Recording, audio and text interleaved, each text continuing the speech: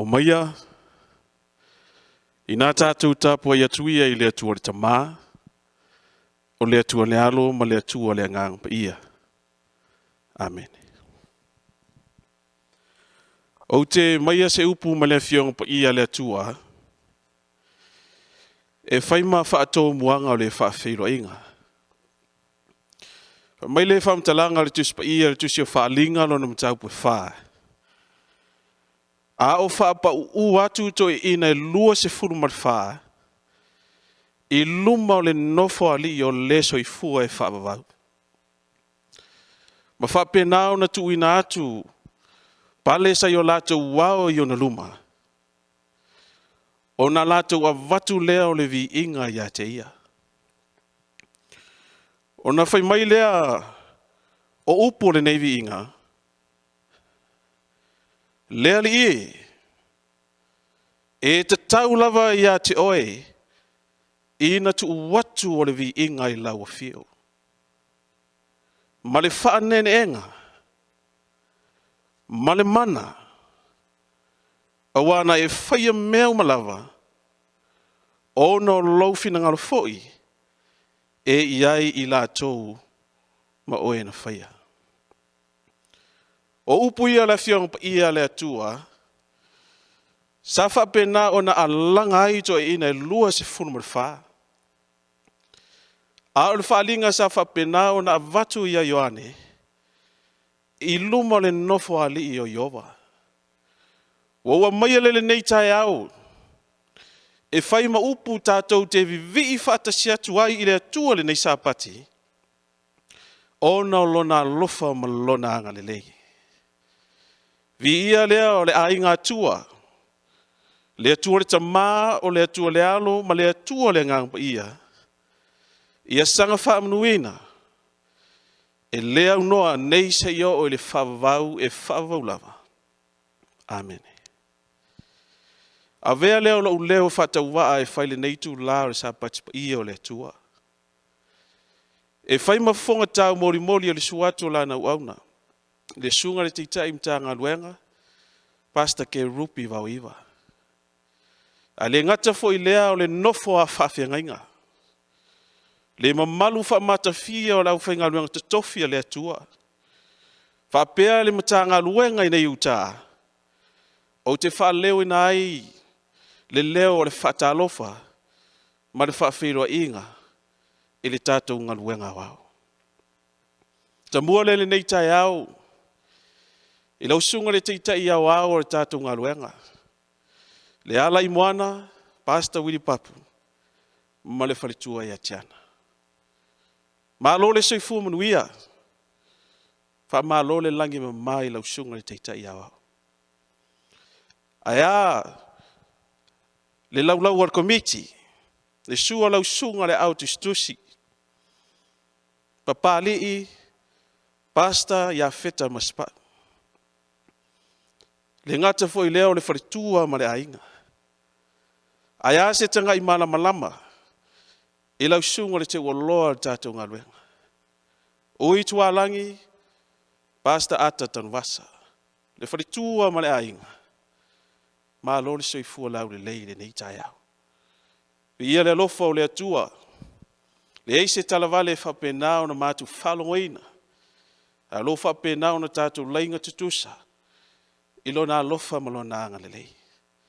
Fia lea mai le suafa man malo Yesu Keriso, e ofo lo fatu ai mwhata alofa le nei tai au, ta alofa lava. Le mwhai foi on whangaloina le nei tai au, si sunga i Faafeiloaiga malo lo manu malo, whare malo lo manu malo, le tamā whautua o le tātou ngaluenga. Aia foi le sunga le teiteito ina o le tātou ngaluenga. Le nofo a Faafeiloaiga i sunga i Taitai Matagaluega. O lo tutu mai mitangi olo, i lea tafa o le lalolangi o lo whaapenao na alanga ai le fina ngalo le atua. Le nofo a Faafeiloaiga, le sui sunga ia wau, maulatou ainga whaapea le vasenga i tia akono, a toa i fo i mare ainga toi ina, vi ia le atua i le nei tai au. o tamā matina matutua, o ainga taitasi, mai lava le tātou ngā luenga i Amerika nei, se ia pa ia le puleono i salafai, au maia le swafa man malo Yesu Keriso, e o falofa ma whaatalofa atua i le nei tai au le Sapati ia o le atua, tā lofa lava. E le mawhai fo ia na whaangaloina, si o tātou watu nuu o Samoa, wa whapenao na maua mai le nei Sauniga le nei tai au. Le mawhai o na tua i lalo.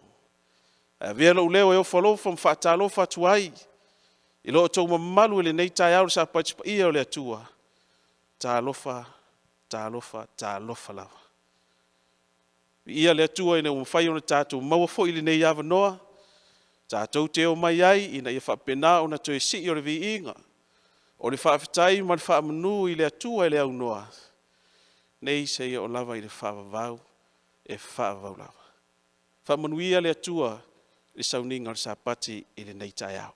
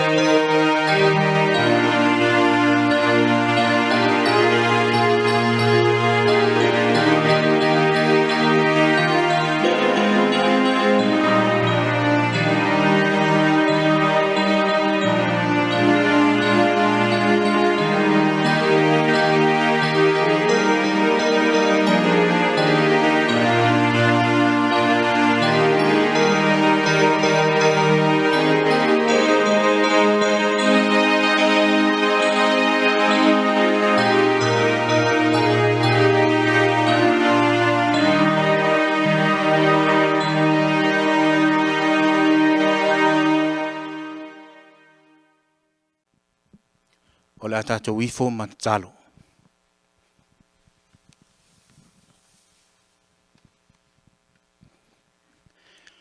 No mātou tamae o le langi, le tua e au le malosi umalawa. O mātou whawhetai atu i la ua fio, le o loo soifua, o le na soifua, ma o loo soifua pe lava e whaavavau. Awai te tau lava maono mea ia i mātou, o lau whanau o na mātou si tia maua lunga le vi inga o lau a fio.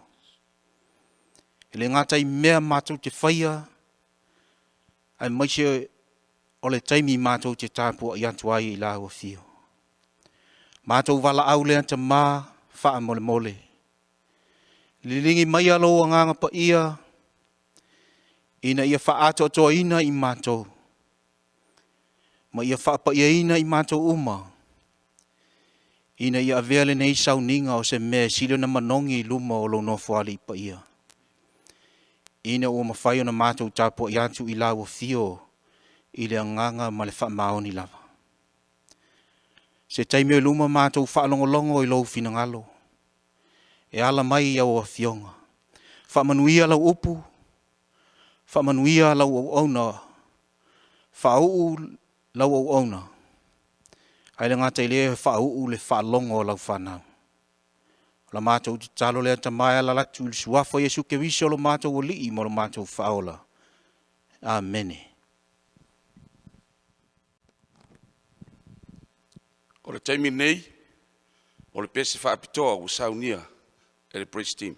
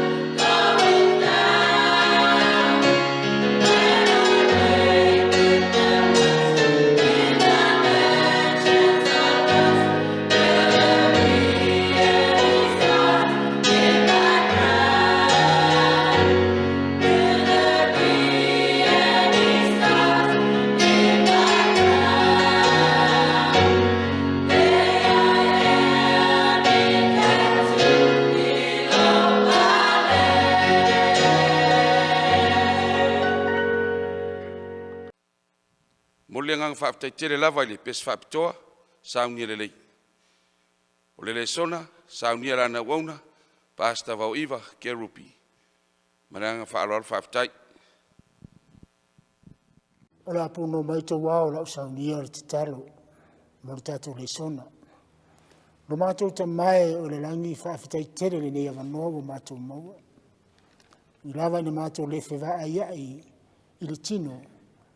Ai wa avea penga te whailangi mātou te mafuta ai malou nuu rea te leo lo atu nuu malu la Ekalesia e ala le mātou Sauniga le nei tai au la si upu me lau fionga wha mono te mana mātou whaalongo pe o te tautarangia wha malamalama pa ia i mātou ina ia mātou muli ma whaatino lo whiringalo a mātou tofu maua le avanoa tasi mala mataina nei Sauniga se iau lo na fai wina o mato wone wala au lo lau swafa Yesu. Amen. O tato le sona le nei tai au. Ua fa autuina fa pea. Fa malosi lo loto ile tua. Fa malosi lo loto ile tua. Encourage your heart to God. Mo tato iai vai teimi whaitau le nei soifuanga. Ro tau nei le taua i le vao satani ma le whanau le tua. Pi lava na moni mawina i le whaaringa sifuma le lua le whaipu suma le fitu. O ai le whanau le tua le lo tau le taua lea. Pa mai o i la tau o e tau si le polo inga le tua. Ma ta ofi mau le mau ya Yesu Kirisa. On tatou lo le o le nofo satani, o le malo lo o le fili e tamu fai. Whaato i lalo oe mau e ala, i le taua lea. O lo tau nei le taua. Peita iani, a tatou le wha malo losi, e una tatou vai ai, i poka lama satani. E mana o le te apolo e whaavai oe, e mana o le peti lo tātou wola tari tonu le upumoni le tua. E mana o le whai oe ma mata anga o mele anga. E whaamata ngā ai le tala le leia le tua. A lewa mai le au tua le nei tai au. Whaamalosi lo loto le tua. Whaamalosi lo loto mo loto. E ma futa wa wana lata atuai le tua e maua le avanoa. Whamari kon nito mua suma le lima non whai upo e lua sifunu e lima suma le valu. Mua kon nito sifunu lima non whai upo e lima suma le valu. Whai mai o le nei o uso pele. Ia o tou tu mau ma le le Faafeiloaiite Sia. O le whaamanosi lea al-apostolo Paulo le Ekalesia i Korinito. Na ia tu mau ma le le Faafeiloaiite Sia ia alualu lo tau whaamanosi. Whaamanosi ila whaamanosi le li. Ile ngaluenga le li. Tato whaamanosi ngaluenga le li. Ina ia o tau iloa e le o se mea whaalea o ngā lo o tau tau. Tau a ti ngā. Ia o tau iloa e le o se mea whaalea o ngā lo o tau tau ti ngā. Tau ti ngā moleri. O le whaamalosi lea al-apostolo Paulo le Ekalesia i Korinito. Taitai. O tātou au tūre wai lunga la tātou whaasolo ai. Whaamalosi lo loto i le tua. Ona whai mai leo le mau mua le wai lunga le tātou screen. E soto e ono ron whai upu. E se fulu. O le whaamalosi foi le apostolo Paulo. Whai mai le taimi lea o whale pui Paulo i Roma. I le 80 e ono se fulu anga i le ono se marwha. Sa awina mai ai Paulo. Nana tusi a Efeso, le Ekalesia le tua i Efeso. Lewa ilunga, whai mai losi l'apostolo. O usoe o le toi upuna nei. Ia o tau loto te tele i le ali. Wa le opa o le vaia e le Ekalesia Efeso fōlinga l'apostolo Taitai. Wa saule fe awe ala se tusi na whaho mai e le Ekalesia. O soe o le toi upuna nei, wa i lole lei l'apostolo wa lata alo na taimi, e tu ua ai nei soifuanga, e ala le maliu, malanga sa wale maliu mareoti. Leo whape mai o tau loto te tele le ali, ma le malosi o lona mana. Loto te tele aisea, o sila mai l'apostolo, wa iai nisi wa Amata o na Faafeiloaiga. Wa Amata o na tuua e le tele o tangata, taimi o tapo inga i le tua. Leo whamalosi mai l'apostolo whapea mai, ia o tau loto te tele le li. Wai lole le l'apostolo Paulo le malosi le fili e tamwhai, e le peti le whanau a le tua, i le whaavai o la tau loto e whai le mesili mo le tua. Whai mai lea o le whai upu le sumatas. Ia o ofu o tau, ofu tau ato toa mai le tua, ina ia o tau ma whai ai. Ona te te e atu i tonga whiti e le te Apolo. Pe lava no whai atu, o le malo lor te Apolo te ma whai e whaato i lalo oe maa. I le alu ese, ma le tau singa o le tula fono le tua, ma le tau fina le mau, a Jesu Keriso. Whai mai, ofu, ia o tau ofu tau ato toa mai le tua, ia o tau ma whai ai. Ona te te e atu i tonga whiti el te Apolo. Ese le whai tonga whiti el te Apolo ne vai teimi. Le ngate te tono a inga o te tono le Ekalesia e le tua. Te tono le Matagaluega. Tono malo ese. O le mana onga le te Apolo.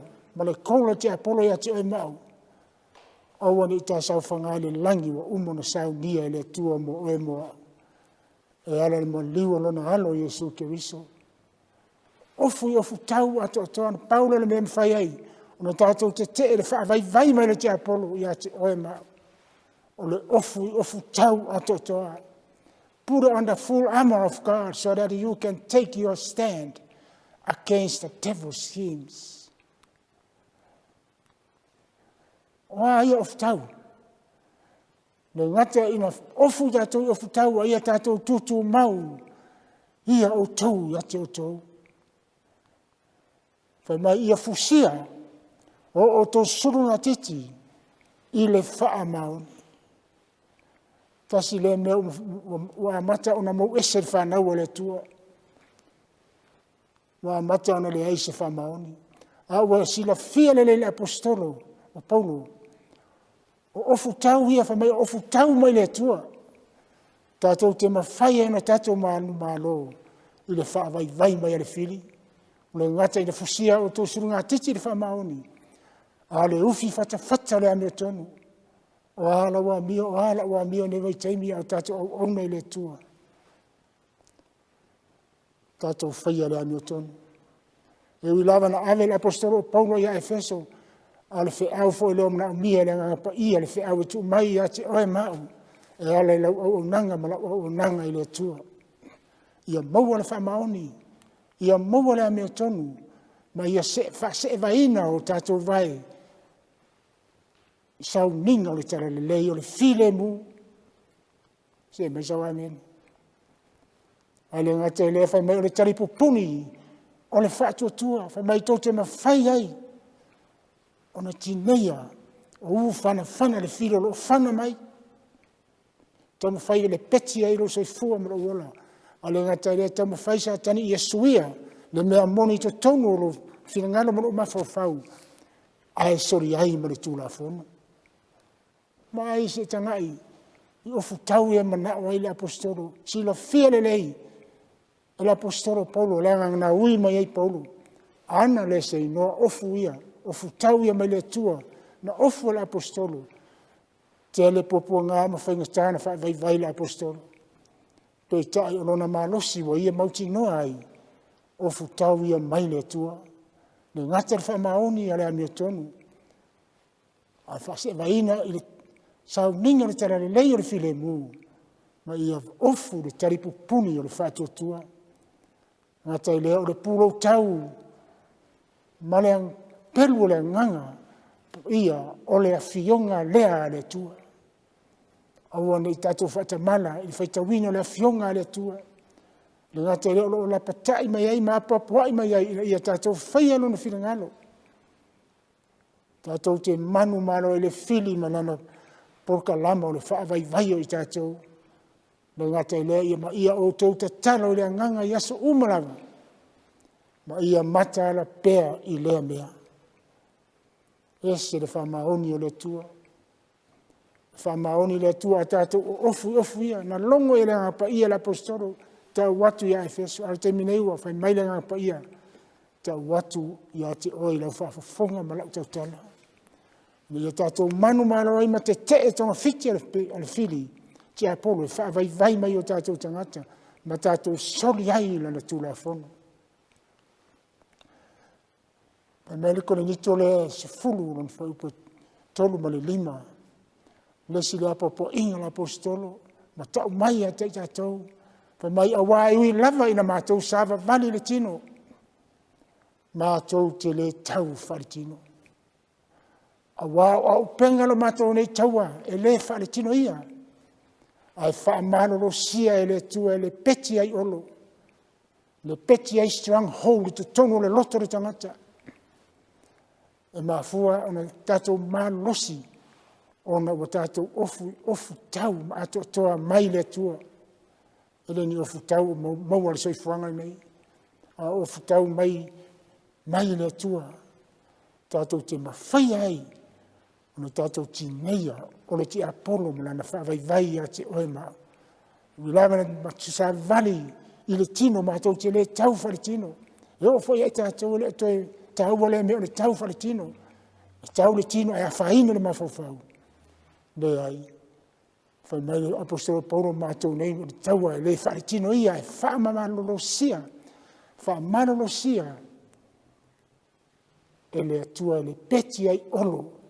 Wani whaingata, wani poponga, Wa tātou iai vai teimo le whai unga le nei soifuanga lo e soifua mo uola ai. Lea mea ma lea mea wa ese swinga la langi wa iai. Telo le tangata oti. O le fisiri a o mai le vala awale oti ati oe.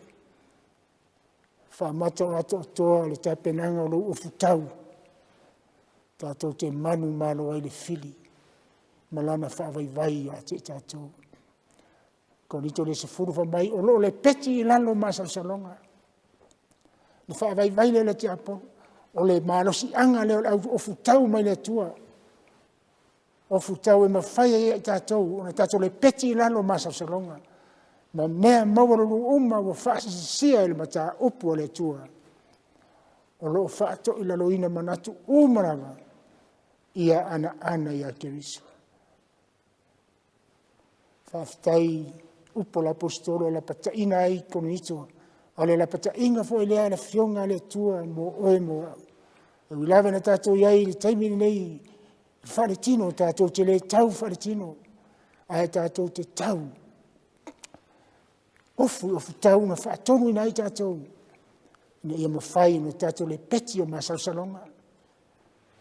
Ma whaato ilalo, mea maururunga, mea whaasesia, o tangata le fia whaalongo lo pumoni, o tangata le fia tausi mar whamaoni, tu la fono ale tua. Au noa, na tātou whaalata lata ile tua, ma whaamalo losi o tātou loto ile tua. Tātou te le manu malo. Pamelo le Samuelu le tolu se fulu. O le tāua i o le tala lea. Whai mai, le teimi tonu lea na tau mawhai ei saulo. E whasioti tā vita, ona waita i ai, ia saulo. Whai mai na o ese ai tā vita manisi la whanaunga Israelu. Whai mai wala tu no nofo le isi tū o Filistia. No nofo ma whaiwo whaatasi ma le tasi tupu o Filistia. O le tupu le ingoa ia kisa. Whai mai wa mui fo i tangata o Filistia ia kisa. E te lor tangata leana whaasanga tau mai ai tātou le tele o taimi. Ale nai te fia to tino nofo whaatasi. A whai mai to i titi a to le tausanga o nofo i tā vita ma nisi o whanonga Israelu. Ala ia le sivaenga Israelu ono nofo i sekeleka. Wa mena whai atu lo a kisa le tupu, le isi tupu o Filistia. Tā vita o le taimine o tatau ona eluisi. Wa ita ngia o Filistia ona oe, ma tangata lo tato mafuta. Tu lailo leo tā vita. Mana au tau mawhasama o ese atu. Tolu waso sa vali, tā vita ma isi o na tangata. Eo le mea olo iai le isi vaenga Israelu sekeleka.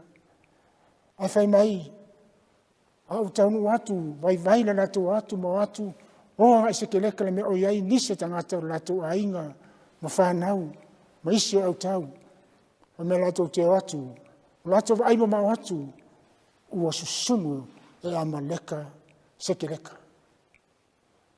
Le ngata lea wana susunu le mea na nofo ai, a ua le ai, ni whanau, ni atali ima ni awhawhine ma taito o lua. Ua matuala ngona lo rato whananoa. Leo whai mai ele tala le ile mata ile numera le mo Samuelu le tolu se fulu lo whai upo e whai mai. O lato atu, o lato wa ayatu, o le aini, o lato atali ima awhawhine ma taito o lua. Ma ave ese atu, e amaleka me uma. Mo susunu le mea sano na whai. Whai mai whai upo e wha, ona whita ngisi ai leo tā vita ma le nuu sai ate ia. Ua leo te tele, ua o ina le toe la vā o na tangi. Ua o le whaanoa noa i ata vita ma tangata sa latu savalia atu le hala lea. Tā lofa mai then David and the people who were with him lifted up their voices and wept until they had no power to weep. Whitangisi wa umale maalosi e tangi ai. Tā lofa le whaanoa noanga. Awa o whaatama ia e amaleka sekeleka. Nā tātou ai le whaasalonga le tala. Na whai mai lo leo le whaipule ono. Whai mai ua atu vale tele tā vita awa. Me tau tala le nuu e whetongi a te e maa. Me teimina lātou tau nuu ai o le ini ni whanau, le ini tei tō lua. Wa tala noata ngata ina watu whatasi tā vita. Pauli mōru tātou whetongi a tā vita ioti. Wala ngona e tā vita le mui e tā ngata. Umar whetangisa wa mui o mana e whasoti tā vita. Pai mai wala tu tau pule e tau ai tā vita ima. Ina ua ti ngā loto le nuu. A ua ta itasi yona ata li mona whawhine. A ua wha malosi tā vita lona loto ia Iova lona atua. Kia mei sawa amen. La ngona e tā vita le whanua noa. Ma lingi loi mata tā vita le teimu mua peta iane. Ua tau pule ona lava tangata ana uo. Whetongi oti tā vita. A whai maua Amata ona iele langona whewhe o tā vita wa atu vale lona loto. Peta ina avea le atu vale lea. Wa avea ofu tau na ofu e tā vita mai le atua. Ua maa losi e lona loto mo whape ifo. Langona e tā vita. Lea whai mai ele whai mulmuli lea. Le leina mulmuli. A ua wha maa losi tā vita. Lona loto ia Iova lona atua. David strengthened himself in the Lord his God. Amen. O le tūlanga le te tau ona e iai ma o iai. E te me o mai whalawelawe o puapua ngā. O mea le ma whai ele malosi o i tā ua ona te ena mai le te apolo. E hao i tā ua ona wha malosi o tā loto. Pei o le au tūl le i tā wha malosi lo loto i lo atua. Mo wha malosi tā vita lona loto i a Iova lona atua. La tātu vai pa lalmena tupu. Wha mele le vai pa sipol fitu. Le teimina na ngona i tā vita lona atua tu vale sa wha malosi ia. Tau tala i te tonu lona loto. Wha malosi tā vita lona loto le atua ma wha peifo. Mai atu o tū mai aviata le whaitaulanga. Tasi le tangata la tō wafatu whatas. Aviata. Le te li o ameleka. I nā au mai ia i a te au le fota. O nā watu ai lea aviata. O le e fota i a te avita. Nā le me o le fota. O le veste whao ngā. O le au whaitaulanga. O la tō o e o le mea pa ia. Ma watu le taulanga ma le whane tanga. I a vi i a i le tua. Taimina wha malosi e ta vita lona loto lona atua. Puna hae le loto ta vita le aise si me o te sulu iai. Wana alo walo o te vivi i lo watua. Tapa le e fota. Alu le me pa ia. Tatalo. I le atua ma whaafita iai. Ma ole atu ina ia maua le mawhanawhana. Ona ole aini ata li imani afa fine maa vai na to umanei sa malanga atu. Mai le e fota.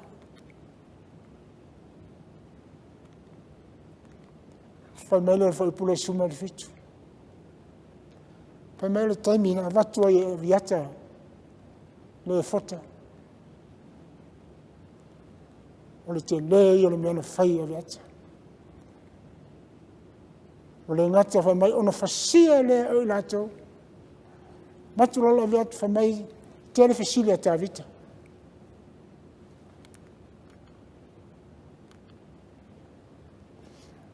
Pa mele fasilia ta vita. Wa fai atu le fota. Fasilia ta vita. Mai le fota. Please bring the effort here to me. So David inquired of the Lord. Ona fasilia ilo leo ta vita ilo natua. Le taimi na osia i ta vita le taulanga whaftai. Ma leo lenga i le tua. Pa mele fasilia tu le ta vita le tua. Shall I pursue this troop? Pe o te tuliloa ina ea, le nei au tau na lato whaalanga ina, le mea sano nofo isi o tangata. Pa me le tali le tue a ta vita. Pa me le tali le tua. Pursue. You will find them all. Tuliloa. E te toi maua uma lava mea, o watali maua fili ma tau wawā uma. Tau te toi maua. Amen. Wa tali mai le tua ni mana onga lana onga o tawita. E ala le wha maoni, e ala le ame tonu, e ala le file mū sa i te tonu le loto o tawita. Malona wha atua tua ia te ia, le asa ta talo ai tawita e le au noe rona atua. Ma wha hali mai le tua, le mea te tau ona e whaia tawita, na whi silipe e te tuliloa, e te toi maua uma mai lava mea uma, wawe sea e le eise mea. Whai mai lo leo o tawita, ok, o mai laia, o mai to suru pelu, o mai ona whasia leo i la tau e tawita, e a fua i le sengi le tai au, e o i le afi o le tasi asu. Ma tau tia le tari whaariari o le atua le mana onga lana uona o tawita. Le tangata e tonu lana mio lumo sila whanga le atua. Le tangata e whamaoni. Le tangata iai le file muto tonu ia te ia. Ma le whaatua tua. Pa mele le whai upu le sifumanu vanu. Ona maua le tawita o me uma. No ave Amaleka. So David recovered all that the Amalekites had carried away. Amen. Ele na tawita tali ai le tua me whapea. Pe ono whai atu o tatu iei teimi whangata, teimi o poponga, teimi o sa whaia oe maa o le ti Apollo. E soli le tula fono, e o ese malo pomoni. I le whai mai a tangata. A wha mai, poponga o tau o roti. Tātou wha malo losi tū mauru tātou o tua. Tātou te manu malo ai. Ai se ana tari ai le tua i mana onga tā vita. Wha mele vaenga mō mua, na wha malo losi e tā vita, lona loto lona tua. David strengthened himself into the Lord. Ai se ana tari ai le tua, lona lua. Na osi taulanga, masi le vi inga i lona tua. David gloried and praised him. Si e ta vita le vi inga lona tua, ma whaane ne ina lona tua, ma whisili ai ta vita. Na tali whaadiali lona tua, ta sina mena alai na mafuai. Silingia le tua ta vita, na tali le tua. God answers David's requests.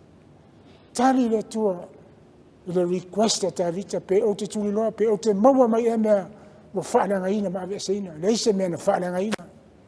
Na le ave whaatangata o tawaina o tangata, o na talima o la toa whawhine, ma o la toa teto lua, ma mea uma saia. Whai mai na toi maua uma mai la wale aise mea na misi. Le teimi na ave seina aia mea uma. Whai mai whisili ngia le tua ta vita, na tali ta vita, God answers David's requests.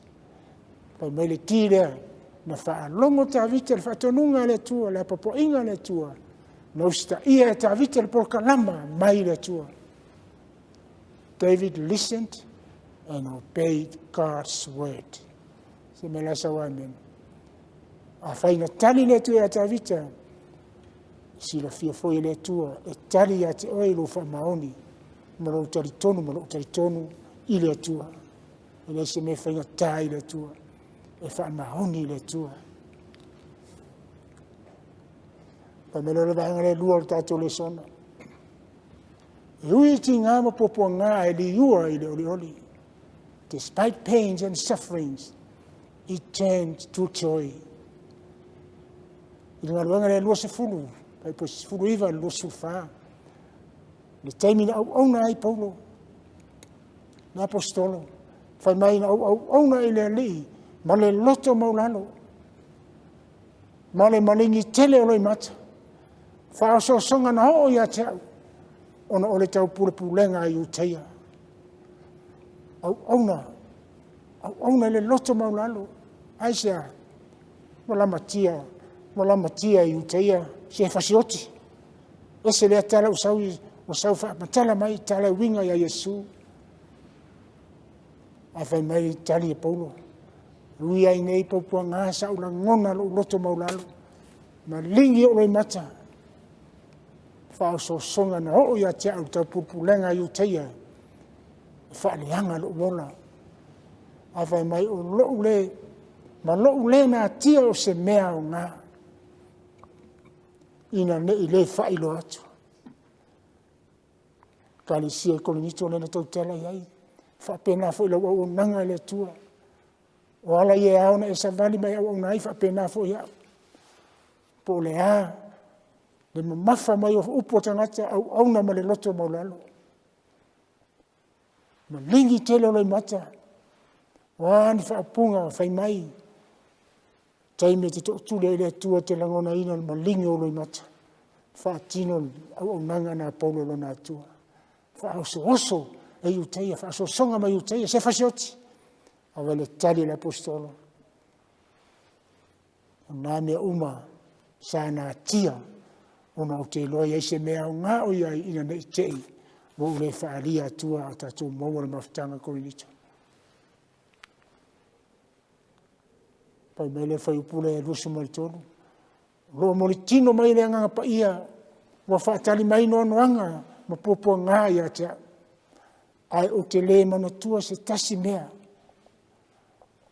Roa lava ola, foi o te le nau iai, se i wha uma, roa mamoe, male ori ori.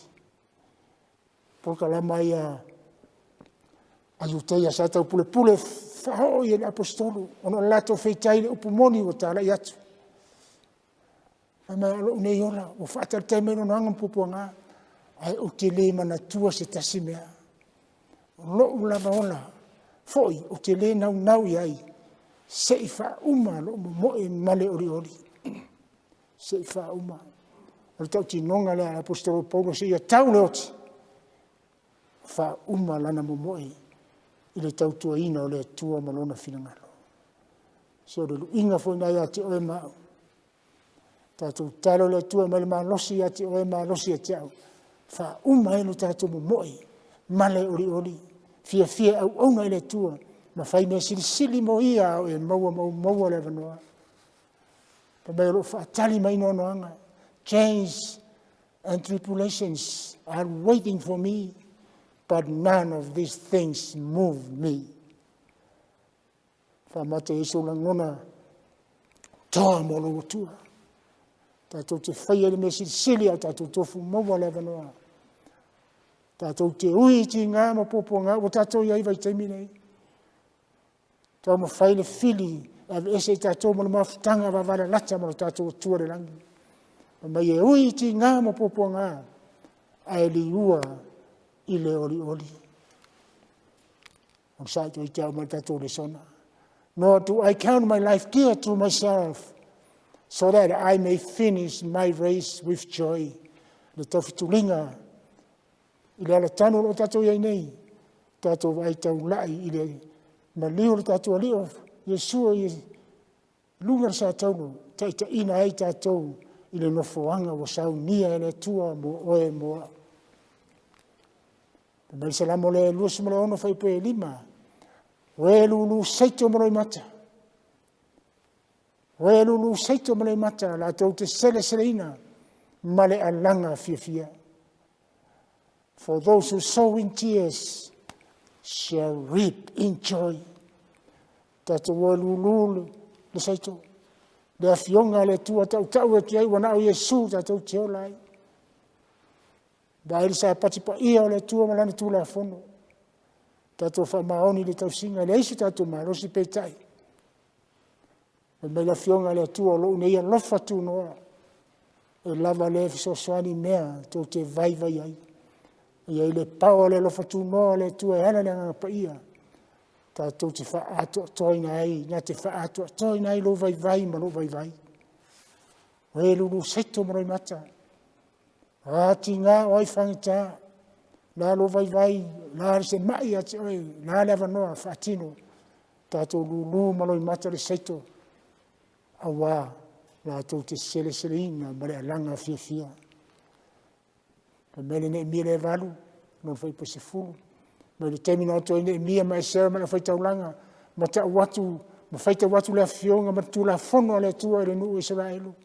Whai mai nga le whetangisi, ma whanonoa, na latu ala langa tuai lea, whai atu ro leo, ne mia, mera whaitau langa, aua tau te whanonoa, o le aso fia le aso nei Iova, aua foi ne iti ngase tasi o tau, aua o le fia Iova, ai fia Iova e tu mauro whamaoni, tu mauro whamaoni, ai fia Iova e tu maula wa mea tonu, e te fia whaile a mea tonu, tau tala masao, tau tala mara tonu, i le a whaina ai le tu la fono le tua.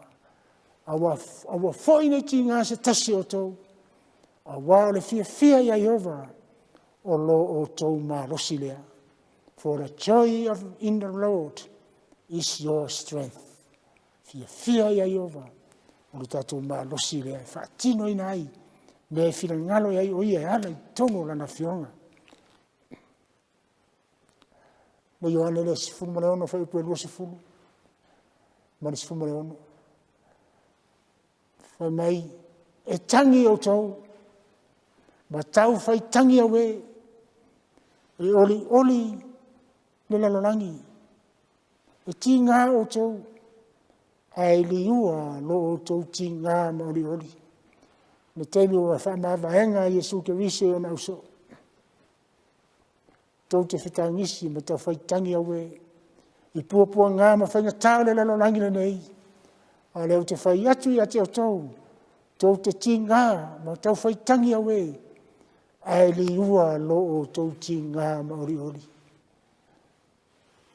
You will be sorrowful, but your sorrow will turn into joy. Tato talo le tua, e vatu le malosi i ate oe. A mai le malosi a te au. Tato te whatino ina o tato te taime o tinga, taime o whaingata, taime o le malosi le te apolo, tamu whai whaavai oe mau. Ia maua lo tato fia, a waili ua lo tinga ina ma lo mawhitia, i le ori wa uma le saunia e le tua mo oe. Mai whai pa sumare ono, Ngani surono lua sifunu e maua foi o tau I popo ngā. Ile lalolangi, a ia o tau lota te tele. Ua o manu malo le lalolangi. Amen. Whatinonga le manu malo Iesu Kerupi, e le mawhai e le pau ale tunga mauna tau fia. Na to ale toru aso, ma to tula I mai lo tatou whaola Iesu Kerupi. La wanofo nei le tu tamatau o le tua. Ma fautua e ke riso ia te oe mau. Ina ia tātou sauwha ngāre langi. Ina ia watu ia te oe le malosi, mai le malosi ia te au. O te tuai mo le upu moni a le tua. Whaala ina sa nganga i ala i o tātou te aimese o oe mau. You will have tribulations, but be of good cheer. I have overcome the world. Pai mai lo le mamumuli o le nei. Ia o tau mata tau ia Iova sa popo inga. Masa wha popo mai ate oe. A waia tātou te uiti ngā, ma popo ngā, ai li ua le oli. O le nei, ia o tau mata tau le tua. Ia o matau fo ia u le tua. Au auna ia te ia ma le loto sao. Ma le wha maoni. Tu ese o tua na auna iai o tau tama. Ia o tau auna iai ova. Upa i o sua le nuu o le tua Israelu. Upa fo ia mai le fionga le nganga pa ia te oe mau. Ia tātou mata tau iai ova. Tātou auna i le tua mo tātou loto sao. Leise me whaase seina i le aunanga i le tua. Ia tātou wha maoni. Tu ese ni mea tu pua ia te oe, tu pua ia te au. Sori ai tu la fono le tua. Ma tātou au na atu le tua soifua. Tā ua wha malosia ai o sua le nuu le tua. Pe lava no whai atu lo wha malosi mai le ngapa ia te oe ma au temine. Ia tātou tu maule ma tau le tua loto sao wha maoni. Ave se ia o mea o pele ia te oe. E sori ai le tu la fono le tua. Aisea, whai mele tala Iosua, a whai fo ele anga ia te o tō, na au le tua. Fili ia ele aso nei. Po ai tō te au iai. Po tua au na eu tau te mai na tua le tafi. Ona fai mai lo le fai unga fai upule suma lima. A nei ma lo wa inga. Ma tau te au na ia Jehova. But as for me and my house, we will serve the Lord. Fa mata na fai na tau tino ai nei le aso nei. No fa fonga nei tai au upu mana whionga le tua. Upu ia Yosua na whai atu ai. I whanaunga Israelu. Whai mai na langona whanaunga uma Israelu upu Yosua. Whai mai wa lātou ala langa ma le oli. Ma whape atu ia ma mao ia I mātou.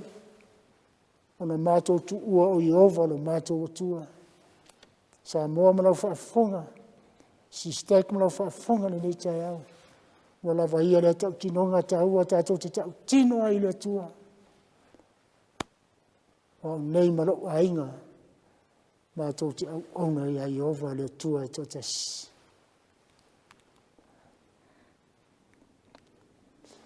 Wha mā losi lo loto I le tua. Ani whaafita hauli. Tuli o tuli vai e whaapena. Ma te talo le tua mele malos. Ma wha atoto ina. O tātou ofu tau ma le tua. Tātou te manu ai. Encourage your heart to God. E ui, tātou te ui ti ngā ma popo ngā. Ai li ua. Le ti ngā mo tātou popo ngā. I le ori. Despite pain and suffering, it turns to joy. La punu no mai to wao la Sauniga Tatalo. Faafeitai tere ta mai lo lofa faafeitai lo wangale lei. Upu lofa la wo fio te awa o mai ai I mātou. E moni ma wha maoni a wo fio. Ia mātou wha mano nosi atu I la wo fio. Wa mātou te ui ti ngā ma popo ngā. Ai li ua le mawhatia I le fia ma le oli mai atu. O le la wo fio whalau tele la wo fionga I o lātou whirangalo ma lo nei loto. Ina ia mātou tā pena wa mātou I ai taimi whaingutare nei soifua. Ma losi le ti apolo ta e whaavai o mātou tangata. Ta maa whaamole a mai le loto tele I mātou le maa losi. Mātou te tutua I mo oi. Tautauina la wo fionga e ala I o mātou tuti au mātou tofu maua le avanoa. Whamangalo la auna whamamole le ato atona whamatalaina o la upu. Ua mātou wone wala aulo la viswafa Yesu. Amen.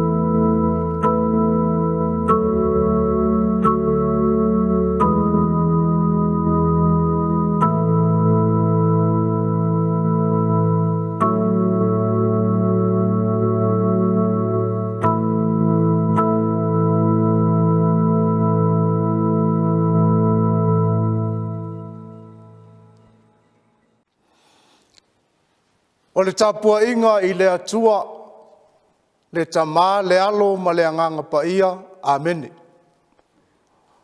O le a o whaitawina, o ni upu ma le awhionga pa ia le atua. Whai lea ma whaata I muanga le Faafeiloaiga.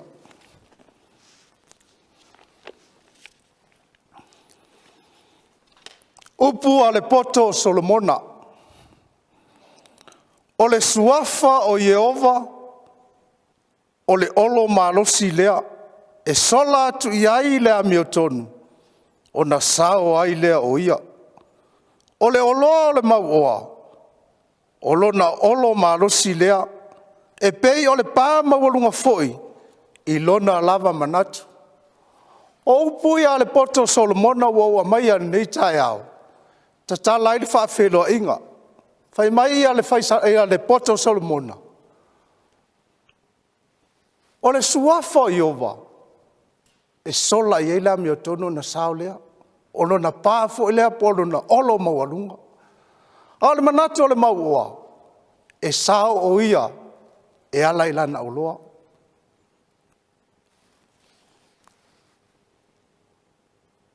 Ave leo le afiong pa ia le atua.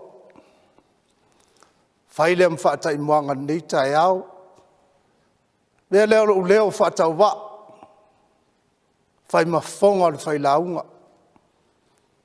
O le nei Sapati. Le sunga le faafeiloaiga. Ia pasta Puleleiite Sia. Mai se le paia o le aufaigaluega. Faafeiloaiga atu ai. I le galuega sa moa tutoatasi le lalolagi atoa. Faafeiloaiga atu. Lausuga le Taitai ao. Ala i moana pasta Wilpapu ai mai se le fatua. Le autustusi ma lau fatua. Te uoloa ma le fatua. Taitai matagaluega ma o outou fatua. Le aufaigaluega malōlō manu malo. Tamā faufautua. Le nofo a faafeiagaiga mai se le mamalu o le aufaigaluega paia le atua. Tina ma tamā. O e o tulivaina le feau ma le galuega le atua. Le au talavou se ia o lava i alo ma whanau. Mātou te whapea atu tālofa lava. O ai fo i se tas. Ma whai ona maua mai nei Sauniga le nei tai au Sapati pa ia o le atua. Fia e Faafeiloai atu. I lou whaatasi mai. Ia whamanuia tele lava le atua. E ala i Sauniga le nei Sapati. Amen.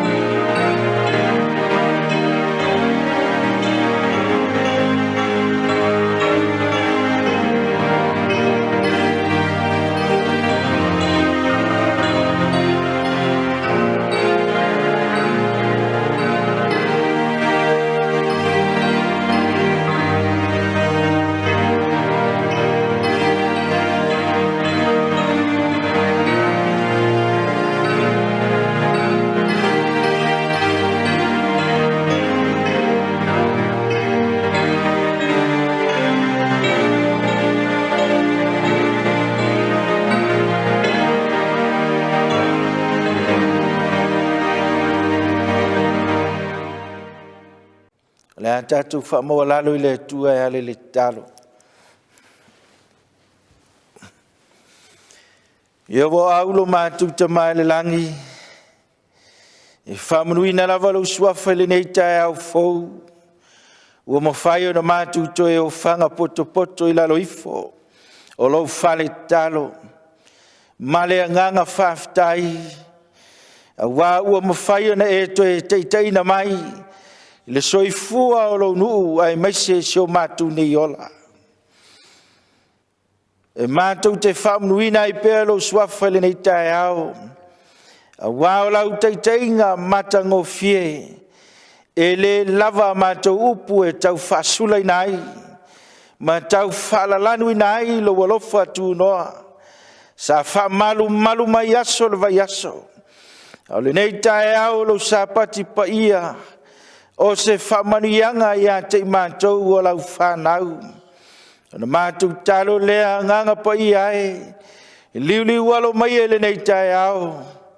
E Taitaina le Sauniga le Lauga. Se I o I lona whaiwina.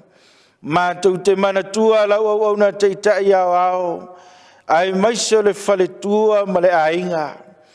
Le au tusi ma le teu o loa. Talo ina I ai lo uanga le lei. Fua ia te ila tau le malosi. A to ai mo lo wanganga pa ia. E wha tonu whalawina po kalama teitasi. A wale manuia o Lauga SISDAC. I so se ta whao le nei ke lope. Wha manuia mai lava. I tumutumu o maunga. Se I o lava I se toe tangata o Lauga le nei tae ao. Fia lava lo whaafonga mai ai mota malawa. Ai meise si o mātou atu nuu pele o Samoa le nei tae ao. Ia iai lo uanga le lei. Whamanuia I lau au na e au wala mai ai lo fina ngalo. Ina ia toe langaina o mātou loto.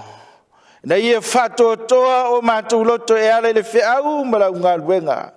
Se I o le aso e te fio mai ai. Ia tu maua tu lava ia te o le viinga e whavavau. Ua mātou ole ma wala au atu ai. Amene ma amene. O le taim Faapitoa fole nei, a wale Tauaina o Sfuruai ma Taulanga.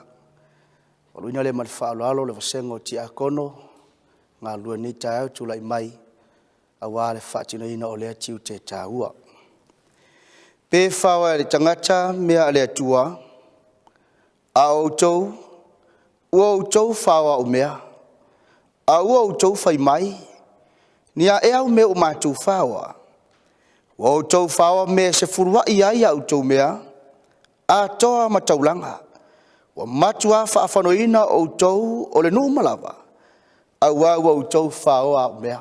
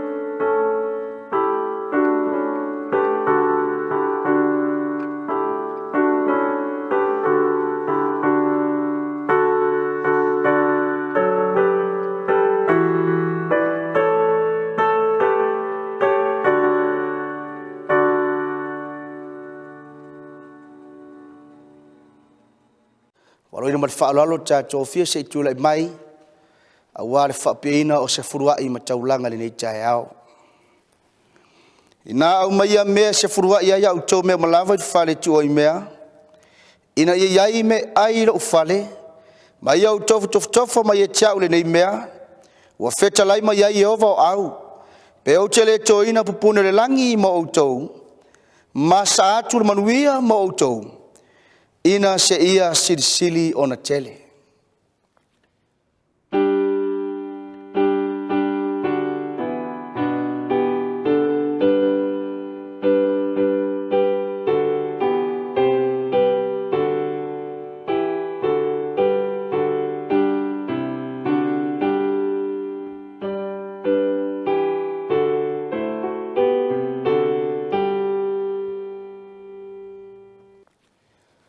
la whaia tātou tatalo. Iova au e lo mātou atua pe leo lo soifua ma le langi. Mātou te whaafitai la wafio le nei tae ao i lo alofa ma lo wanga le lei. I nawa yaso sa e fua ina le malosi o mātou tangata. Sa mawhai o na mātou ngangau le vao. A wale atina ina o mātou ainga. Ai sirisi le mātou whai ngā taulanga mo la wafio le nei Sapati. Na mātou ole atu le tamai mātou te whaafitai tele. I lo wang le lei ma lo alofa ia te mātou uma le nawa yaso tuanai. Le neu mātou o mai le atua mātou te whaatau nuu au polo inga. E ao na mātou avato se furua ia le ngā te leo taulanga. A wala le etasi. E mawhai ana e whaamanuia i mātou uma. Mātou talo e lau fio whaapa ia ma whaamanuia se furua i ma taulanga nei tae au. I nei a whapenao na au ngā. E la vea ia i sianganga. A wale na aso i leo te mamao ai matala ale langi. Mai a fio mai masi i tia o lau whanau whaatari tali. Ia vi ia lava lo suafa i ovo lo mātua tua. Nei se yo e whaavavau e whaavaulawa. Amen. Mama,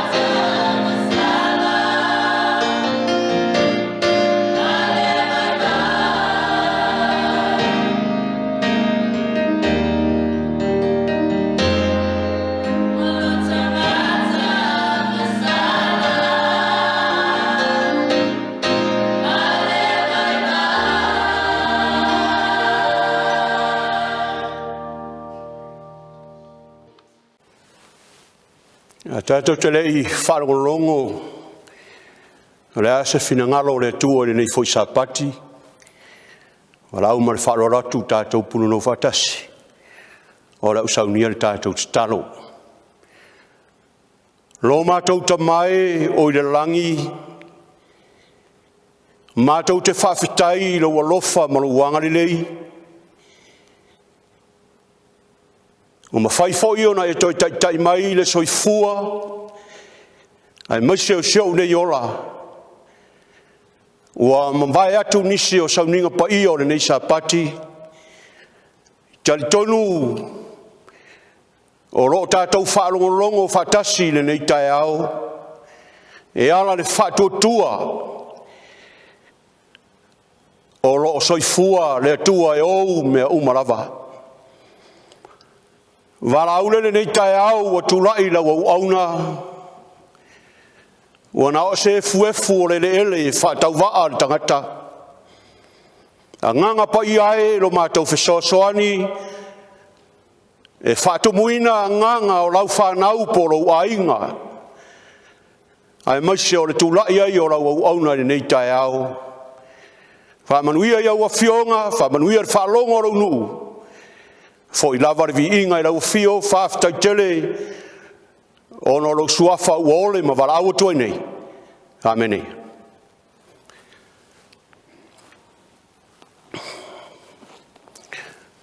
O nawa i lunga le datou tusi whaitau ma e manatu le nei tai au e iai le mau o filfilia e au mai ai se finangaro mo i tātou le ainga o le tua ua mawhai o na tātou whalongo whatasi le nei tai au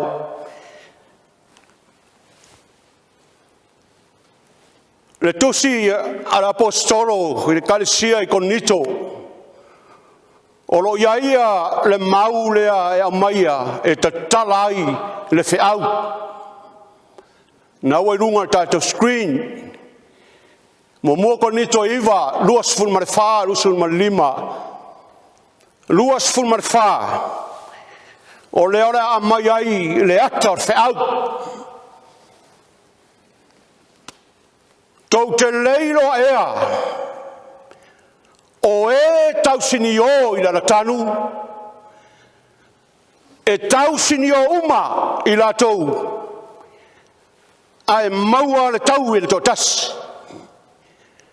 Ia whapea ona o tau sini o, ina ia o tau maua. E iai vaenga taua,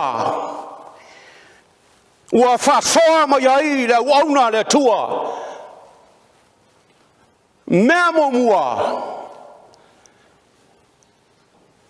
Mai le apostolo o e tau sini o i la tanu. Ma le mea muni, whai mai tau sini o ina ia tātou maua.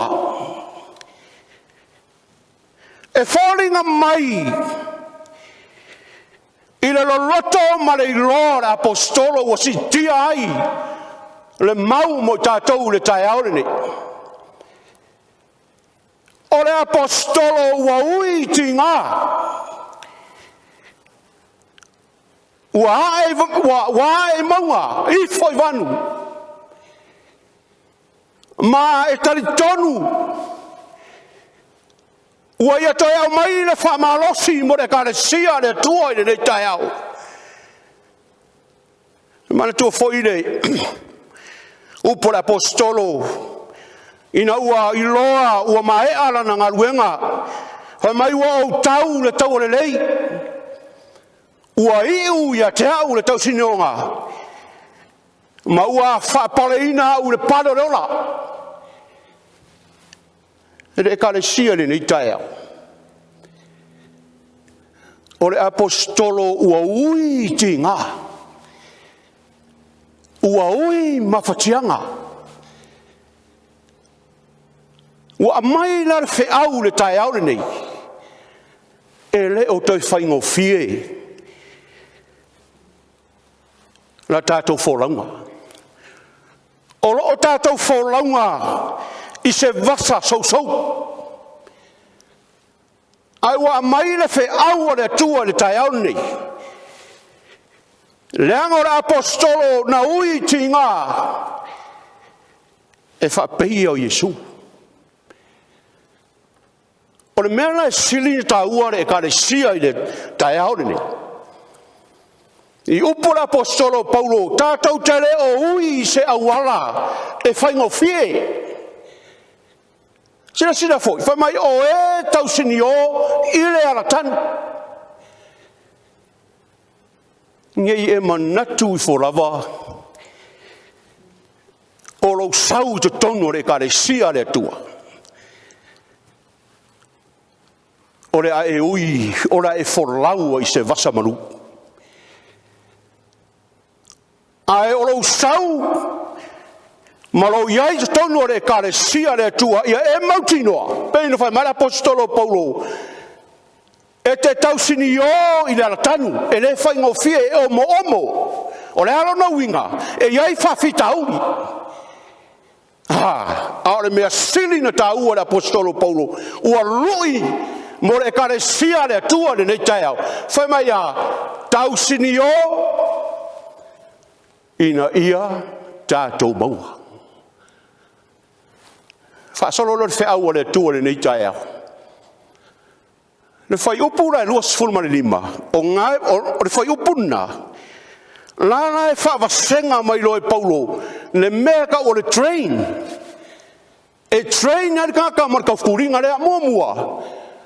Whai mai o ila tau uma o e whai aingo fie. O le halo na winga. O le tangata e au auna tau mawhai. I ei taimi so wā I le whōraunga. I ei taimi e whaalawe ai. Ma tangi o le nei soi fuanga. Ai o le tangata e ai le tau mawhai. La i ai le loto. Se le fwoi le akopo mo mofa e po sulmane lua. Amu ia ne tangata o le ono sai whasosonga. Awa a uma ona toftofoina e maua ia le pale rola. Ua fola mai. E le alii I e alolofa atu ia teia. Le Ekalesia. Ea, o e alofa I le tua. Pe po le matangi o le nei soifuanga. Ai e te tau mawhaia. E leanga I te alofa whamaoni I le tua. O le vaenga rai lua. O ngare I le tusi leo wharinga. Wharinga e lua no whai palua sifuru. O laea e whamakala I o ane. Le ata o le Ekalesia I tuatira. Ma le mea le tupu ai. Whai mai o le Ekalesia ua. Se laupa sene mea uma e o aile I le whakokua. Toa se laupa sene le whakokua le Ekalesia. Ai whai mai e iaia singa mea. E iaia singa mea I kiki rawa. Laia te oe. Whai mai le wharinga le lua sifuru whai pe lua sifuru. Whai mai a ua ia te au ni nai mea ia te oe. Le Ekalesia I tuatira. Ona ua e tuupea le whawhino I sapela. Ua ta ua o ia e ia olea o le perfecta whawhine. E a ma whaasese ia ua uauna. Ina ia whaitaanga maa ai I mea ua whasia mo tupua.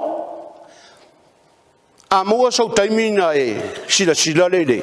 Mua tupu e ono sumare ono. La ema nino mai I whametalanga le whionga. Aua sitia mai I oane. E a mai o se ata. E whaatusa ina ai. Le tangata le ua mau ki ngoa. E ngā ke mauare le pale e palango fie. O le maua ua sila fia. Ua loa. Aua koe a mai ale ngai Sapati. Ngai ke ua lai ke whaia mea I sapela.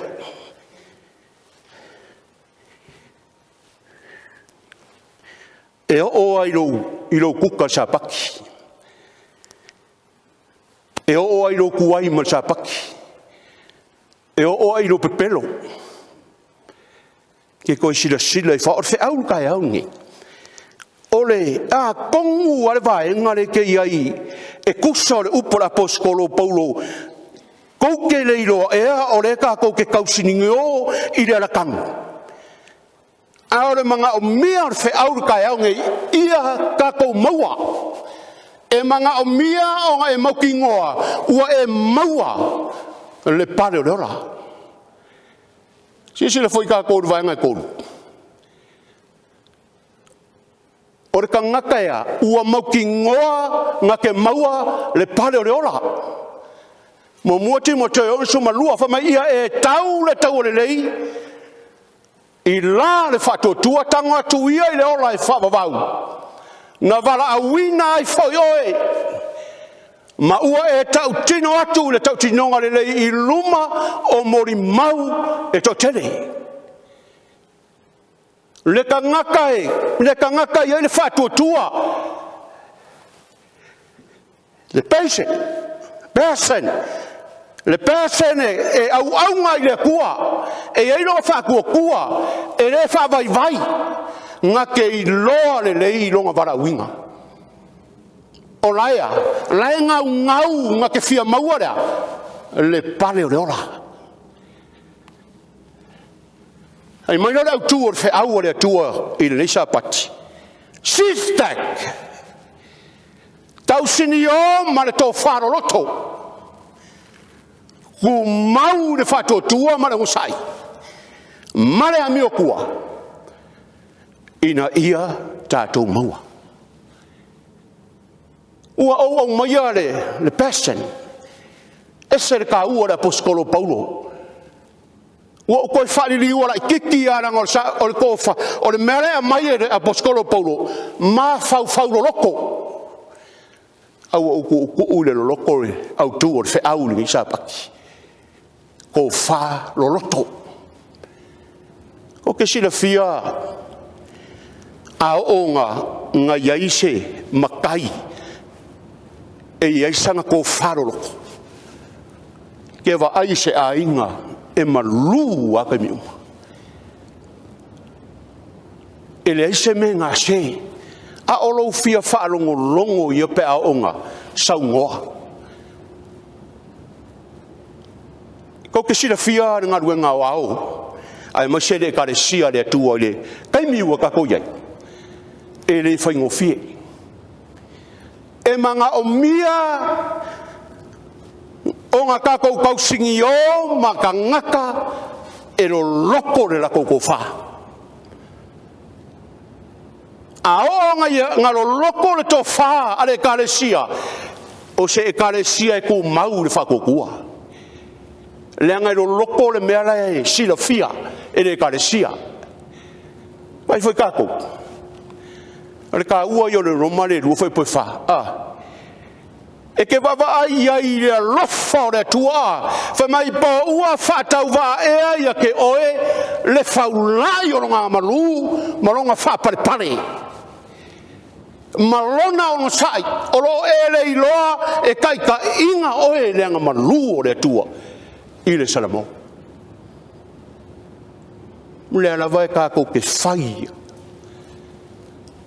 O le alava kako ke ilo le leia. E le se au ala la mole le kako ke uai. Ai whawhekai le tua. E whaavavaua, e whaulai arunga ngā maru. Malonga whapare. Malona rofa. E kai whai kako ea, le anga malu o le tua le salamo. Mari wharinga sumalua whai pa sumalua. Oi ta rofa ia te o tau e no for fanua. Ma le sami. Awa uaruifo ia te o tau le te apolo uaro toa tele. Awa na iloawa sa ona po. Usida Petelo mua. Au no foi poe fitu. Non kau pe fiko no foi poe ongo. E valu.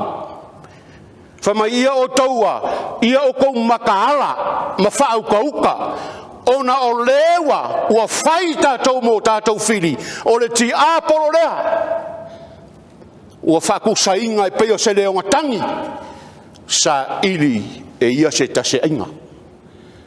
Whapenga umare mereka ua mai le kai aoringei, a o ngaro loko ko whare Ekalesia. E se e lava i le manu le whoraunga.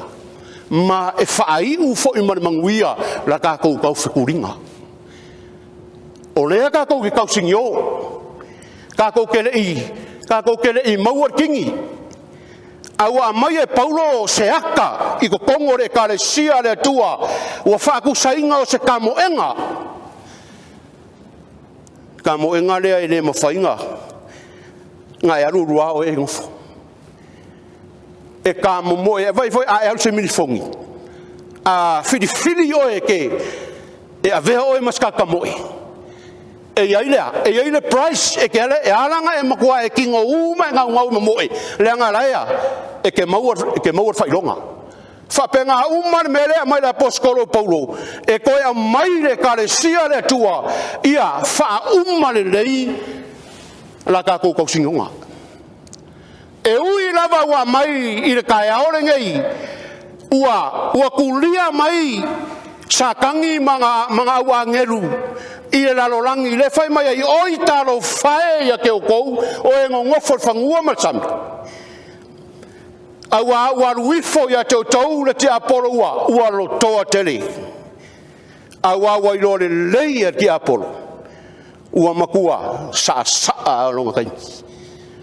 O le ko iskaimi le Ekalesia le tua e le o ko iskaimi au a mai fe au ni ka au ia faapea o ko ko singio o le ruinga la apostolo ka au me murka ko Ekalesia inga ia tatou maua ka tia lua foi po lua ma la apostolo Paulo i le loko ko fa la apostolo Whamainga o warua e kusa ma whaaringa a Yesu. Ma u whailo atu ia te ila tau le tala le lei o te tala ina atu inu ese. Mai le whaipu ese le ka ua le mereka ua mai le au kūr kai auni. Mai a ua whaile mu waku i e ua ka ua. A kirikira runga le i suafa i la kou le ngā malanga whakasima la apostolo Paulo. Mai o le whai ke kenga na le apostolo Paulo inga nge ia le au ngā langa momoe ngei po olea momoe ua mawai mea ngā le ingua mai au kūr kai au ni SISDAC ia lo loko ko wha ku mau le whai totua ongo sai ma le amio kua onga kako maua lo le pare nga va ai Paulo nga fai keke Paulo i ka ngaka inga la ko malanga fai keke le kala inga ka lei fa mai ia o le mga fau Paulo inga ia nge ke ua fai ko fa sanga mai ka ngaka inga ia ar ka ua ngare or ka ko fora ngare ka ko ke fora wai e ke focus ile kaui e ke le focus sesimea ai mamafa ma ngaura le kaui pe ia la apostolo Paulo ka au ni Filipe ru foi posuma ongo fa mai o ka fia o ko le uporola vai la fia la apostolo ele i fa penga nga momo e fa le au nga apostolo fa mai inga ua o le momo e fa le au nga penga lue fa le au nga Asia, le anga ro loko ko fa. Saia ke ia le ngau inga ia o nga mau ko wi. Nga mo e farea, e fa pe mo e farea nga. Ai nga makua mo e man mau kingoa, nga ke maua. A wa nga ia te o toulon sai. Inga ia mau o ko le mea na forforina. Pe a uma ona faia o ko le fina ngalo le toa. O sai. Ka ko mau o sai. Le anga ka ke le o folau. Ka ke le o kausingi o se ise awala le lei. O ka kausingi o ingi, ise sami wa siringa sau, e iai whawhikauli o ka kou whoranga. Ia mau pēr lau o sai. E aranga mau o sai, le ngaia, e lo loko lau kou wha. E ke wheko ungai, mea le lei, ma mea wha le lei. Au area, lo alofa i le tua mano fingaro. Lukas luso me tasu pisu mariva. Vai mai la, e le fai fuaro o sai. O lo o kou o sai. Ia mauai lo o tawara. A e le o sai. E ke le maua. O sai. E ke mauai le ora. Ka tia ono fai poiva. Aua na ia te tātou. Le whapara i le amio le lei. Aua ona po e tatau ai. Tātou te sele mai ai. Pe a whai tātou te le whawaiwai. A mio le lei. A mio tua. E le pingea. A e au aunga mare a mio le lei. Ma e au aunga mare a mio kua. E ke koe sele mai. Pe a whaia. E ke le whawaiwai. Ko siranga ko whaitawina, le a mai e kusi whaikau. Le aua, a mai eile, vaenga mua. E korua vaenga o whiau, mo i tātou ni tār, vaenga mua. Le e peru sumanua whai mua, whai mai. O le nei, o i tātou foi o ro ua vangavangaia, e le whapotonga o e mata mai e whapeauna, to tele. Consider, ma fau ia i lako. Le iei paulo le whamakara le kai aungi. Le iei mose, ka ko o ia mose, e per sumatasi lu so whanu su fiku. What Moses saw by faith. Whai mai e lu sumat wha mai o le wha kua ngā le mawhai e mose. Inga ua makua o ia. O ngā ia tā ua o ia o le kama a le a whawhingi o Farao. Le whingar pupu. Lua suma lima.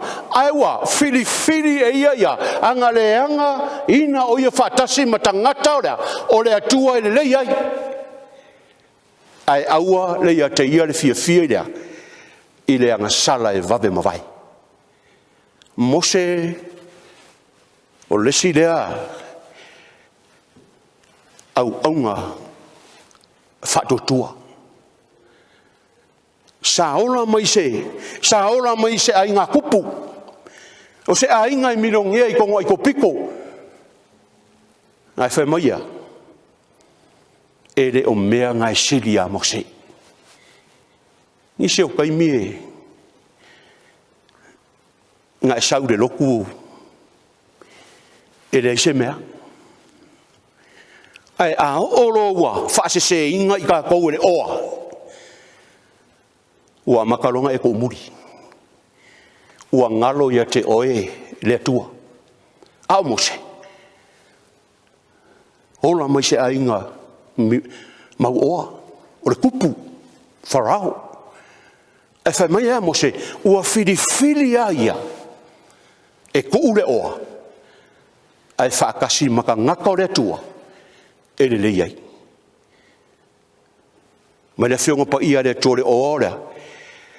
O le oolea. O le angasala. Pea onga. Nga e whaonga sea. A wailoa le Mose. E le fia i le angasala le ngaia. E vave mawai. Filipe sumar kasiro sumar kou. O Mose are ka ua mai le kai aone. Inga ia mawhaionga ka kou maua lea. Le wha moe le ka kou kausingi o iei. Mane fo polu sumarono. Ua manatu o ia le upu whai. Ona o Keriso. O le oa le sili whaptunga o i kupito. Awa sa whanau nau o ieira. I le taui. Kaui le iei ka kou au kū. Ia, whaapeang o kou kausingo inga i o kou maua. Ai whamai Mose. E le ia, le iwa ai o ia i whapuku ngā ore e kupiko. Aia, ngau, passion. Ngau o ia i ngā whia maua kauhi. Lua sumarfiku whamau le whātua ngā ko uinga i roa i au e kupiko. Ua le fefe i le ika o kupu. Au anga whamalosi o ia pei se i lo aku i le o vaia whātua. Whakokua. Whamai o whātua o whalango le meu whamoe iei. O lea mauti noa lea o mea ea. E le o vaia. Mai le vaenga lua o whiau le nei tae au. Ngai e mangaku foi eke vaai ro uso. Eke vaai leanga. Leanga ore, o kau fukuringa le ka koke. Kau sinyo iei. Ore kau fukuringa o whatotua. Eke vaai fuara o ia ke oe. O eke vaai fua i leanga o reska ngaka. Leanga ore ka koke kau whekuri rea. Le whakokua. Leanga e mauki ngoa. E le o se mea whai fua. Filipe Kolso Matolu le usoe. O kene mangaku ua o maua. A ore me kasio ke whaia. O ke whaangaro ngalo i mea o tonai. O ke mo e puno wai. I mea o le lumanga. Ele ma whai o soe mara ingo le atua. O ngā, kako ngau ma kako kausingi o. I le wala au o le atua mara ua unganga le kua wala ungai kako. Aia, lai ke kepa i kua. Whai mare aposkolo Paulo, ua o ua, whaangaro ngalo i mea ua kuanga. Ea, ua o maningi sa pakira ke li whaamangalo aroso. O maningi sa paki lai ke ika i roso. Ai whai mai Paulo. E alanga maua e Paulo le kaui. Leanga whai mai Paulo, o ke whaangaro ngalo i mea o tonai. O ke momoe puno wai foi i mea o le numanai. Luka iwa whai poe ona sumalua. Ua wheta lai aku Yesu ia ke ia. O le kangoronga lima ni soto sina, ma kepai kua. E le kakau ia ke ia lea, le maro le langi. Nga whaalaka laka mai lawar whiau le kai aungi. E koe wha mangaku. Wha maa losi e o kakou loko. Inga ia kakou maua le pale. Koro se koru whai poe varu. Wha mai a ona po nei. Ia ku ese ai o kou lava o ngei mea uma. Mua.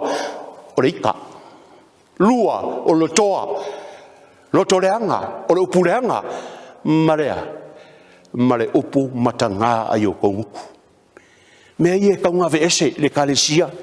A whai o reka ko ki kau whekuri. I le ala kangu rea. Mea ia le manga ora. Inga ia ve ese ia ke kakau. O mea ia. Whai mai o mea wha lave aira. La kakau kau moenga. Po la kakau ka whekuri. Kaunga ve ese ia mea. Nge kau sanga. A whai o reke la runga inga lema mafa. Lau pa moe nga i loa rea. E ia i mea kaunga ve ese. O ese. I rau au ngangan ngi tau sanga. Vaenga koru. Ia e mawhau ia Yesu. Ki ngar whiau sa pakini. Mawhau, the cross is our hope. E ke mawhau le mafuanga wari. O nga e mangui ai.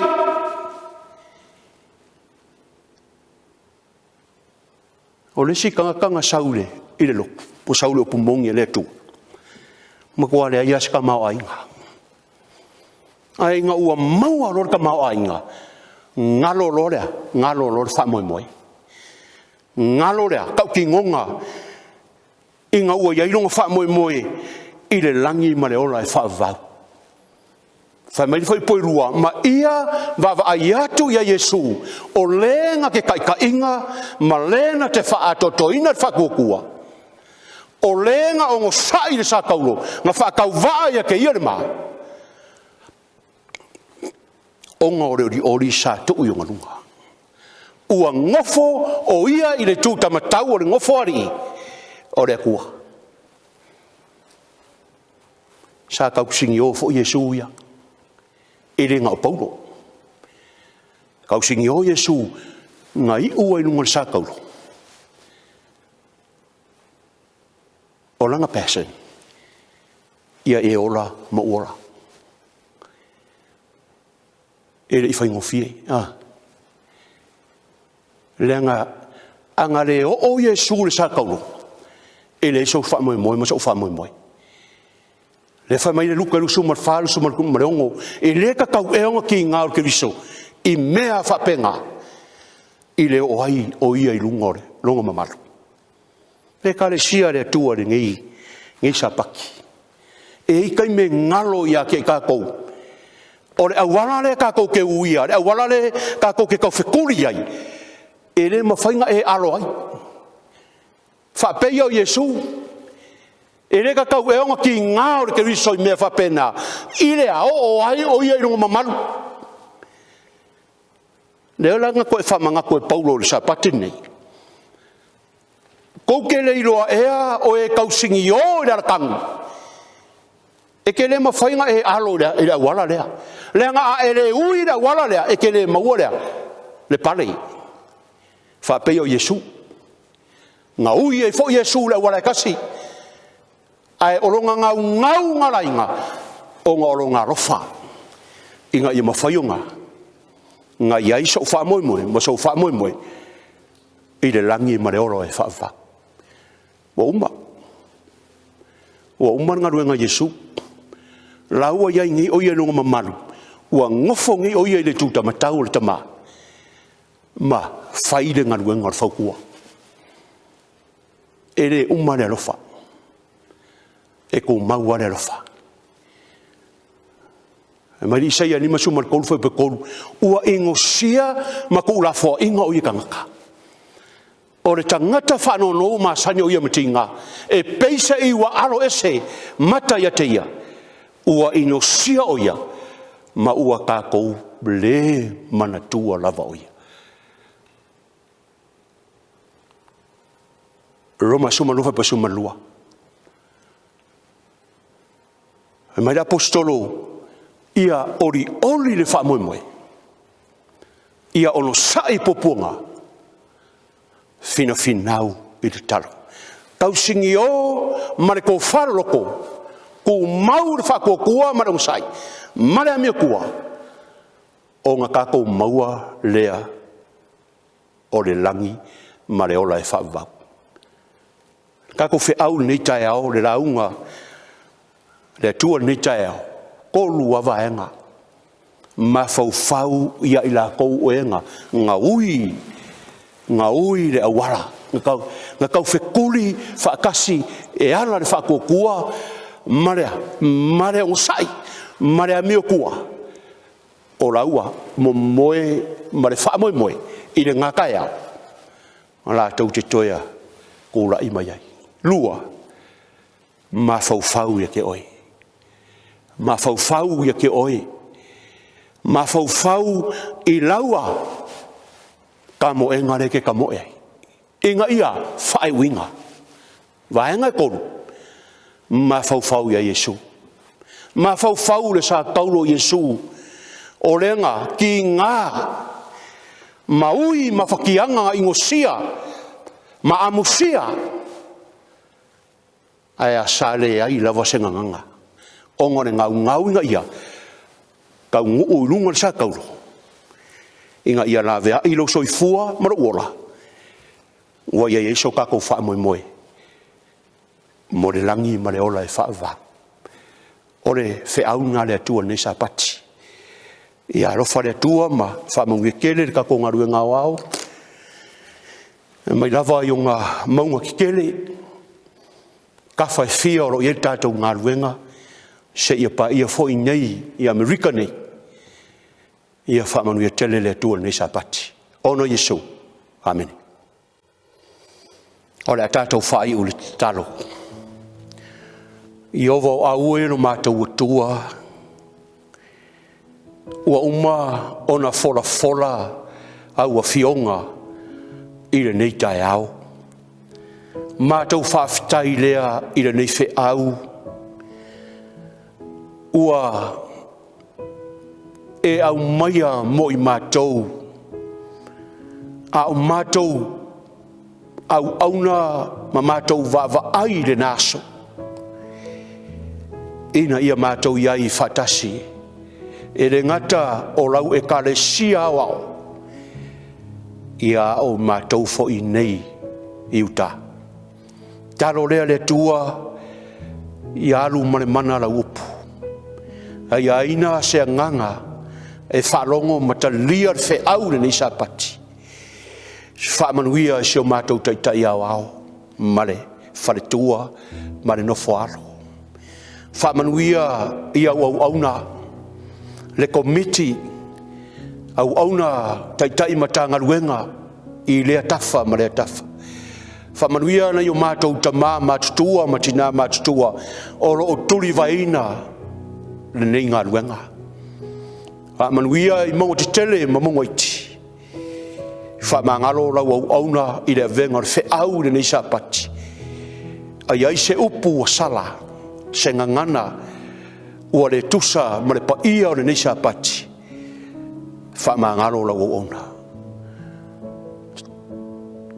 Talia mai ona o Yesu o le mvala au tuai. Amen.